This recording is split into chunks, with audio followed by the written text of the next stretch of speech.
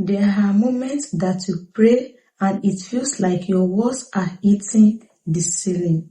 Today, we are talking about the 8 spiritual mistakes blocking your connection to God. You fast, but your heart still feels dry. And you start asking yourself, did God leave me? Why does He feel far? Why don't I feel Him as I used to feel Him before? What if God didn't move? What if certain habits, certain patterns, certain attitudes are quietly blocking your spiritual sensitivity? Today, I want to talk about the spiritual mistake that blocks connection to God.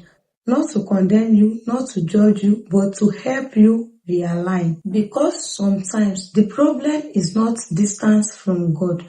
Sometimes it is distraction. Sometimes it is pride. And sometimes it is inconsistencies. Let us be honest with ourselves. So before I start, are you already subscribed to this channel? If the answer is no, please kindly subscribe to this channel and make sure you share it to other groups out there so that they can also learn from this teaching. So let us proceed. Number 1 is inconsistency with your private life. I repeat, inconsistency with your private life. You cannot build intimacy with someone you barely talk to.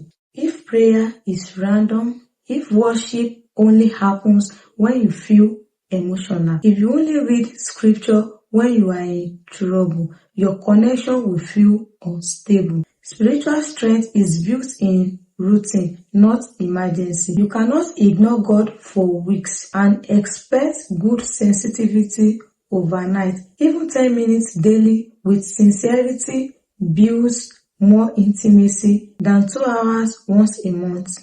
Because consistency creates familiarity.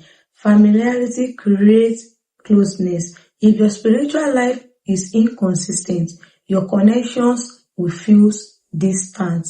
So number 2 is normalizing what conflicts you. There are things you do that your conscience warns you about, but instead of you correcting it, you defend it. You say, everybody is doing it. It's not serious. God understands. Yes, God understands weakness, but when you continuously silence conviction, your heart becomes less sensitive. Conviction is not condemnation, it is correction. When you ignore it repeatedly, your spirit slowly becomes dull. And when your spirit becomes dull, connection weakens. Sometimes the issue is not attack, it is resistance to correction. So number 3 is unforgiveness. Unforgiveness blocks more prayer than people realize.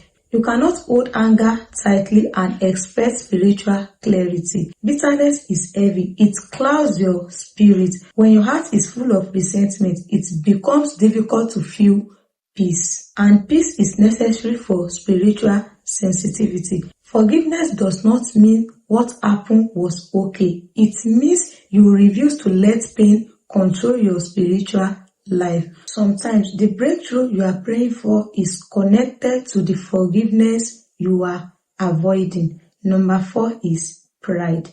Pride is subtle. It doesn't always shout. Sometimes it whispers. It sounds like, I already know. If your day is filled with gossip, comparison, lustful content, negative things, and chaos, and then you expect to feel spiritually clear. No, it doesn't work like that.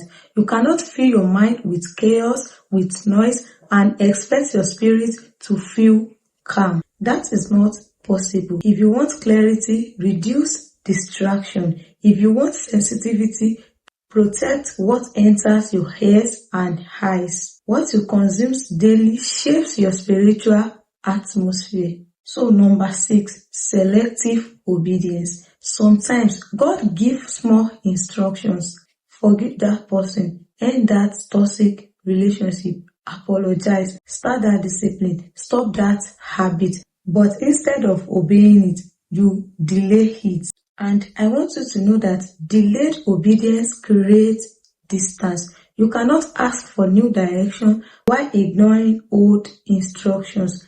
Obedience strengthens connection, disobedience weakens it. Number 7, seeking God only for benefit. Some people love what God gives more than they love God. They pray for money, they pray for marriage, they pray for protection, but if blessings were removed, would you still seek Him? Ask yourself. True connection is not based on benefit.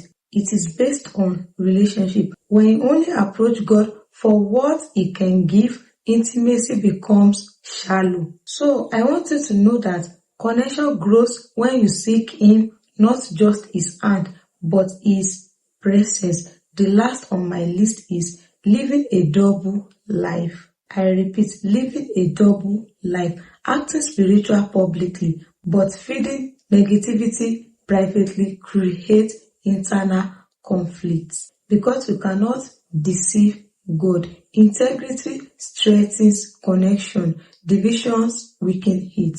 When your private life matches your public faith, peace increases. But when there is contradiction, there is inner tension, and tensions blocks sensitivity. God is not looking for perfection. So if you feel distant spiritually, don't panic.